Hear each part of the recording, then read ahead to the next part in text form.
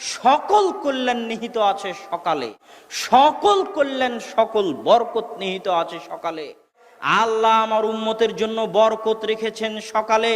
ইবনুল কাইয়িম রাহিমাহুল্লাহ বলতেছেন, আমরা সালাফে সালিহিনকে দেখেছি লা ইয়ানামুনা বাদা সালাতিল ফজরি, আমরা সালাফে সালিহিনকে দেখেছি তারা ফজরের সালাতের পরে কখনোই ঘুমাতেন না।